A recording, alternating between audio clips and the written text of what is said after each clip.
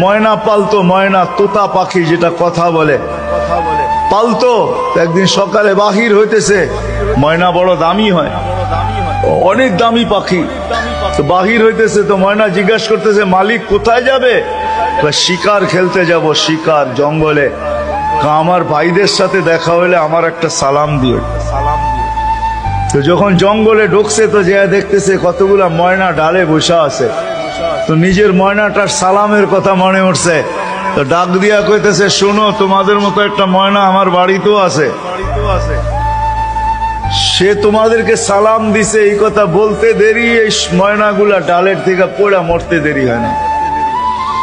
তার মন খারাপ হয়ে গেছে যে ওর সালামে এমন কি বিষ মিশানো ছিল যে এত দামি দামি 12-13টা ময়না মরে গেল। তো শিকার না খেলেই বাড়িতে চলে আসছে। তো ময়না জিজ্ঞাসা করছে, মালিক এত তাড়াতাড়ি ফিরলে, হাতে তো কোনো শিকার দেখি না। তুই কথাই বলিস না। বলে কেন? তোর সালামে এমন কি বিষ ছিল যে তোর সাথীদেরকে সালাম দিতে দেরি, একটু মরতে দেরি হয় নাই। এই কথা বলতে দেরি, নিজেরটাও মরতে দেরি হয় না, ওইটার সাথে সাথে মরে গেছে। তো খাঁচার দরজা খুইলা সামনে নিয়ে বৈশা অনেকক্ষণ কাঁদছে, না লড়েও না, চড়েও না, চক্ষুও খোলে না। আর কতক্ষণ কাঁদবে? বাস ওইখানে তো ওইখানে লাইখা যে উঠা দাঁড়াইছে ময়না, বাস উড়া যে চালে বসা গেছে। তো বলছে, এটা কি করলি?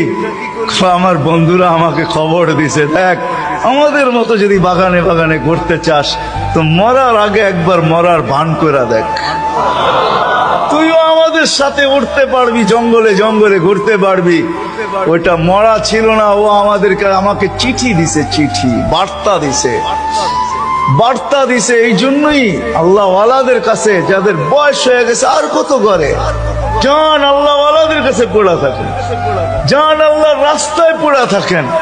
মা বোনদেরকে বলবো, জান মুসল্লায় পড়া থাকেন।